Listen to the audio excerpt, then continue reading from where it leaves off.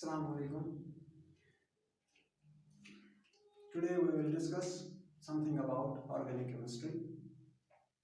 Organic chemistry क्या होती है और सबसे पहले किसने इसको देखा था, किसने डिस्कवर किए थे कंपाउंड्स और ये चीज़ क्या होती है, तो ये सब इंट्रोडक्टरी पार्ट में हम देख लेंगे कि ऑर्गेनिक केमिस्ट्री क्या चीज़ होती है।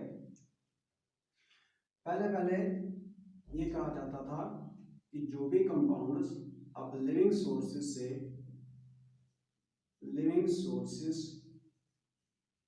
से ऑब्टेन करते हो, जो कंपाउंड्स आप लिविंग सोर्सेस से ऑब्टेन करते हो वो कंपाउंड्स को आप ऑर्गेनिक कंपाउंड्स बोलते हो। ऑर्गेनिक कंपाउंड्स बोलते हो कौन से कंपाउंड्स? जो आप लिविंग सोर्सेस से आप ऑब्टेन करते हो, ऐसे कंपाउंड्स को आप ऑर्गेनिक कंपाउंड्स बोलते थे। लेकिन जो लिविंग सोर्सेस से हम कंपाउंड्स डिराइव करते हैं वो कुछ यूं है, फैट्स है, शुगर्स है, ऑयल्स है, एटसेट्रा। जब आप देखते हो कि फैट्स या शुगर्स या ऑयल्स में कंपोजिशन क्या है, ये किस चीज के बने हैं, यू फाउंड दैट कि इनमें जो इनमें कंपोनेंट है, इनमें जो मेन जो कंस्टिट्यूएंट है दैट इज कार्बन। तो फिर उसके बाद ये बोला गया कि जो भी कंपाउंड्स में कार्बन पाया जाता है, जिन कंपाउंड्स में कार्बन पाया जाता है, ऐसे कंपाउंड्स को आप ऑर्गेनिक कंपाउंड्स बोलते हैं। ऑर्गेनिक कंपाउंड्स कौन से कंपाउंड्स? जिनमें कार्बन होता है। लेकिन साथ ही साथ जब आप देखते हैं कि कार्बन डाइऑक्साइड जैसे CO2 है या कार्बोनेट्स है, कार्बोनेट्स या आप देखते हो कार्बन डाइसल्फाइड CH2, क्या ये भी ऑर्गेनिक कंपाउंड्स है? नहीं, इनमें कोई भी चीज है, इनमें कोई ऐसी प्रॉपर्टी नहीं है जो ऑर्गेनिक कंपाउंड से मिलती जुलती है। तो फिर क्या ये डेफिनेशन भी इसकी रिजेक्ट की गई? क्या आया कि जो कंपाउंड्स कार्बन के होते हैं वही ऑर्गेनिक कंपाउंड्स होते हैं? नहीं। उसके बाद क्या हुआ, रिसेंटली बहुत कम टाइम में 90s में फिर क्या बोला गया कि जो कंपाउंड्स हाइड्रोकार्बन्स होते हैं means which contain carbon and hydrogen, जो कंपाउंड्स हाइड्रोकार्बन्स होते हैं या इनके डेरिवेटिव्स एंड देयर डेरिवेटिव्स, ऐसे कंपाउंड्स को आप ऑर्गेनिक कंपाउंड्स बोलते हैं। कौन से कंपाउंड्स? जो हाइड्रोकार्बन्स होते हैं और देयर डेरिवेटिव्स। सर समझ तो आ गया हाइड्रोकार्बन्स क्या होता है, ये डेरिवेटिव्स क्या हो गया?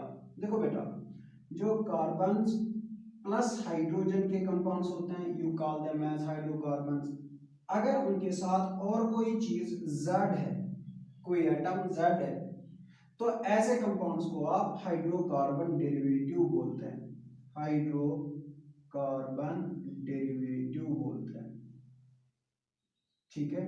हाँ, तो कार्बन हाइड्रोजन, इसके बगैर और जड़ होगा। जड़ क्या चीज होगा? मेनली क्या होता है? ये जड़ हो सकता है हेलोजन,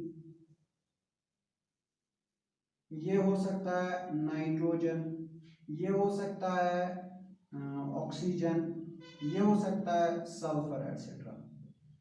वो कंपाउंड्स जिनमें कार्बन और हाइड्रोजन के बगैर और कोई चीज भी होगी और कोई एटम भी होगा और कोई एलिमेंट भी होगा, ऐसे कंपाउंड्स को आप हाइड्रोकार्बन डेरिवेटिव्स बोलते हैं। और वो केमिस्ट्री जो डील करती है हाइड्रोकार्बन्स एंड देयर डेरिवेटिव्स के साथ, ऐसी केमिस्ट्री को आप ऑर्गेनिक केमिस्ट्री बोलते हैं। तो इन नटशल मुझे ये याद रहा कि जो केमिस्ट्री डील करती है with hydrocarbons and their derivatives, the derivatives may be carbon, hydrogen plus any other element, then that element may be halogen, it may be nitrogen, it may be oxygen, it may be sulfur etc. ऐसी chemistry को आप, ऐसी branch को आप organic chemistry बोलते हैं। तो अगर अगर मैं ऑर्गेनिक केमिस्ट्री की डेफिनेशन लिखूं तो ऑर्गेनिक केमिस्ट्री की डेफिनेशन में अब मैं ऐसे लिखूंगा, the branch of chemistry that deals with the study of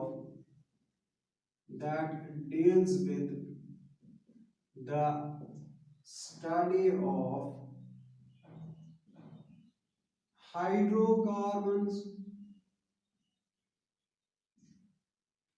and their derivatives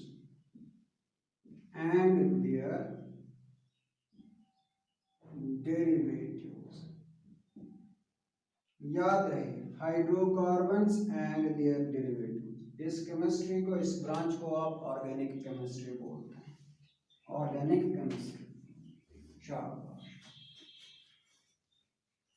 अब मेरे जहन में एक सवाल पैदा होता है कि इस कार्बन की जो ये केमिस्ट्री है इसको हम सेपरेटली क्यों पढ़ते हैं, इसमें ऐसा क्या खास है क्यों कार्बन की जो केमिस्ट्री है, जो ऑर्गेनिक केमिस्ट्री है, इसको आप सेपरेटली पढ़ लेते हो। तो इस सवाल का जवाब मुझे इस कार्बन की दो प्रॉपर्टी से मिलता है। देखो बेटा, अगर आप मान लेते हैं कि there are 118 elements in periodic table, 118 में से एक ऐसा एलिमेंट है जो कार्बन, जो खुद इतने कंपाउंड्स बनाता है कि जितने 117 मिलके भी नहीं बनाते, 117 एलिमेंट्स मिलके भी नहीं बनाते। एक कार्बन इतने कंपाउंड्स बनाता है, ये कार्बन इतने कंपाउंड्स बनाता है कि 117 एलिमेंट्स मिलके भी नहीं बनाते हैं, इसीलिए इसकी ब्रांच को हम अलग से पढ़ लेते हैं ऑर्गेनिक केमिस्ट्री में। अब इस वाले कार्बन में ऐसी क्या खासियत है कि ये इतने कंपाउंड्स बनाता है? So why carbon can form large number of compounds, इसकी दो प्रॉपर्टीज है,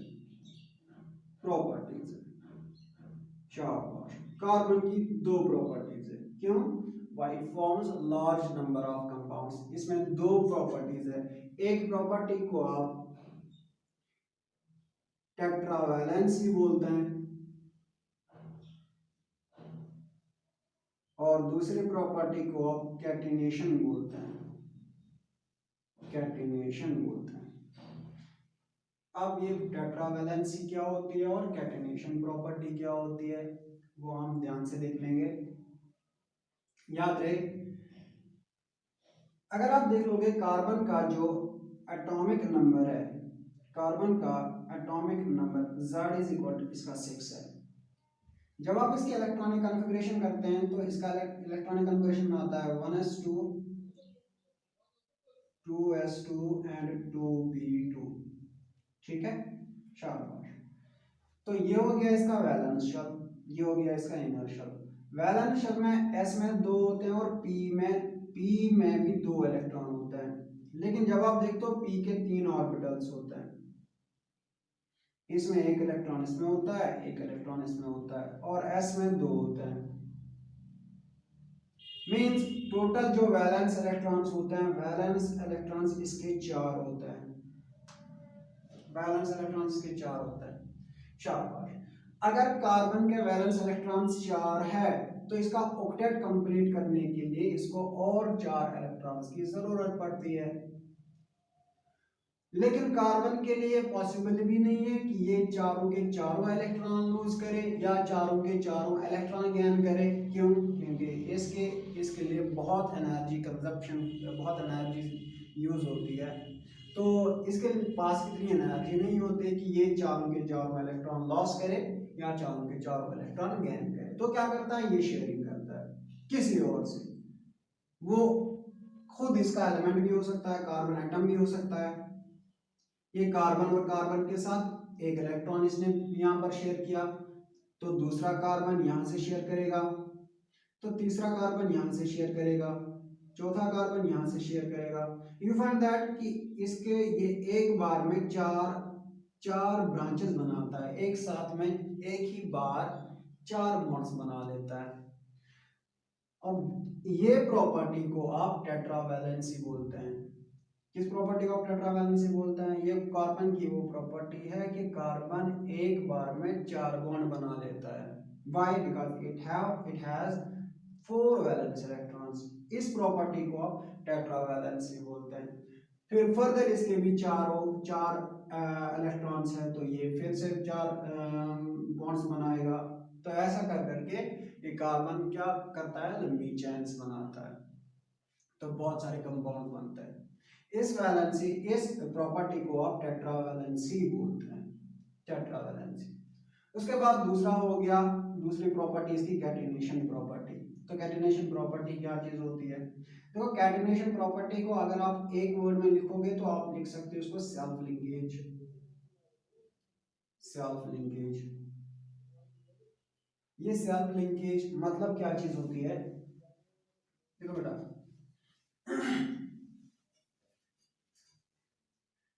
देखो कार्बन का अगर आप ग्रेफाइट लोगे, अगर आप डायमंड लोगे, तो यू फाइंड दैट कि कार्बन अपने ही कार्बन एटम से जुड़ा होता है। तो जुड़ने के बाद ये लंबी लंबी चेन्स बना लेता है। दीज में भी लीनियर चेन्स, दीज में भी साइक्लिक चेन्स, तो या दीज में भी ब्रांचेड चेन्स। तो ये लीनियर चेन भी बनाता है, ये साइक्लिक चेन भी बनाता है, और ये ब्रांचेड चेन भी बनाता है। तो कार्बन क्या करता है? कार्बन अपने ही एटम्स से कंबाइन होके लंबी लंबी चेन्स बनाता है, या साइक्लिक चेन्स बनाता है, या ब्रांचेड चेन्स बनाता है। ऐसी प्रॉपर्टी को, सेल्फ लिंकेज प्रॉपर्टी को, the tendency of carbon atom to combine with the same carbon atoms and form long chains, this self linkage property is called catenation. इन दो प्रॉपर्टीज की वजह से ये कार्बन है एक अकेला इतने ज्यादा कंपाउंड बनाता है कि 117 मिलके भी नहीं बनाते। तो दैट इज व्हाई कार्बन क्या करता है, कार्बन बहुत सारे कंपाउंड्स बना देता है। तो पहले हमने ये याद रखा कि ऑर्गेनिक केमिस्ट्री क्या होती है। ऑर्गेनिक केमिस्ट्री में पहले देखा था कि लिविंग सोर्स से जो कंपाउंड्स डिराइव करते हैं उनको आप ऑर्गेनिक कंपाउंड्स बोलते हैं। फिर उसके बाद नहीं जिनमें कार्बन होता है, उसके बाद नहीं जिनमें हाइड्रोकार्बन्स होते हैं और जो उनके डेरिवेटिव्स होते हैं। फिर उसके बाद मैंने आपको ये बताया कि कार्बन जो होता है, कार्बन बहुत सारे कंपाउंड्स बनाता है, forms a large number of compounds. उसके लिए कौन सी प्रॉपर्टी है? उसके लिए दो प्रॉपर्टी है, एक टेट्रावैलेंसी, दूसरा कैटिनेशन। अब तीसरा और एक सवाल मेरे जहन में खटकता है, वो ये चीज कि क्या ये जो ऑर्गेनिक कंपाउंड्स हैं, क्या ये सिर्फ लिविंग सिस्टम्स में ही पाए जाते हैं, या इनको बाहर भी लेबोरेटरीज में प्रिपेयर कर सिंथेसाइज या प्रिपेयर कर सकते हो? इसका भी इसका भी कंसेप्ट हमने दिया।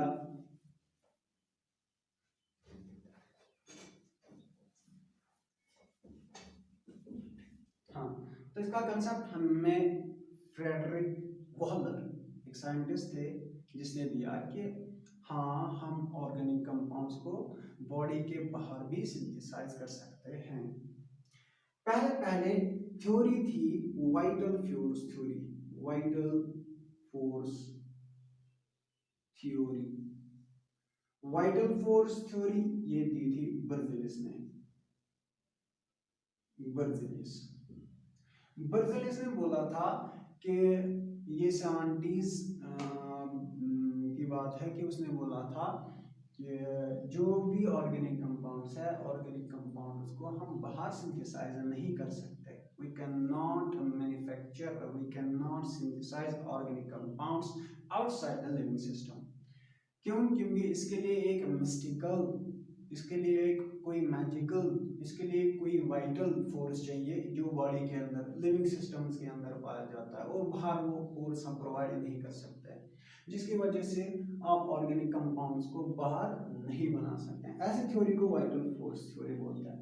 वाइटल फोर्स थ्योरी क्या बोलती है? वाइटल फोर्स थ्योरी बोलती है there is requirement of vital force to synthesize